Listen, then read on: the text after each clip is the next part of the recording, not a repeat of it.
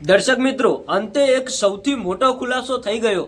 અત્યારે હાલ તમે બધા જાણો છો કે સોશિયલ મીડિયાની અંદર લાલાભાઈ આહિર અને ખજૂરભાઈનો જે વિવાદ ચાલતો હતો, લાલાભાઈ આહિરે ખજૂરભાઈ ઉપર આક્ષેપ નાખ્યા હતા કે ખજૂરભાઈના માણસોએ મારી ગાડી ઉપર હુમલો કરાવ્યો છે, મારી ગાડીની તોડફોડ કરી અને મને પણ મારવાની કોશિશ કરી।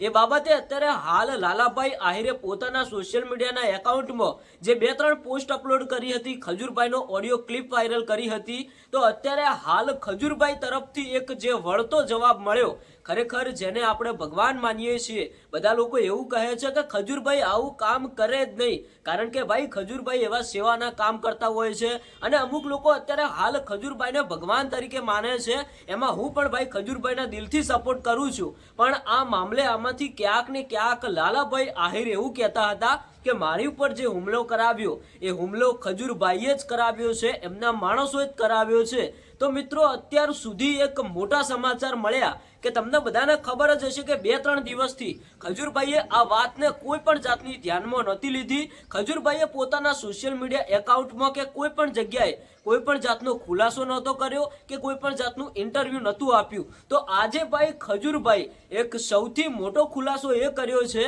અને ખજૂરભાઈ બધું લાઈવની અંદર બતાવવાના છે। ખજૂરભાઈએ પોતાના સોશિયલ મીડિયા એકાઉન્ટમાં એક પોસ્ટ અપલોડ કરીને એવું કહ્યું છે કે આજે સાંજે 8 વાગે આવી જાઓ, બધા લાઈવની અંદર લાઈવ કરીએ અને બધા ખુલાસા કરી નાખીએ। તો ભાઈ આમાંથી ક્યાંક ને ક્યાંક ખજૂરભાઈએ તો ખાલી ટાઈમ આપ્યો છે કે લાઈવની અંદર આવી જાઓ, પોપકોર્ન લઈને આવજો, એટલે કે લાઈવ બહુ લાંબુ ચાલવાનું છે અને બધી વાતના ખુલાસા થવાના છે। જે વાત અત્યારે હાલ ખૂબ જ ચર્ચાનો વિષય બની છે કે લાલાભાઈ આહિર વારંવાર એવું કહે છે કે મારી ઉપર જે હુમલો કરાવવામાં આવ્યો એ હુમલો ખજૂરભાઈના માણસોએ જ કરાવ્યો છે, ખજૂરભાઈએ જ કરાવ્યો છે। તો આ બાબતે મિત્રો એક મોટો ખુલાસો થવા જઈ રહ્યો છે।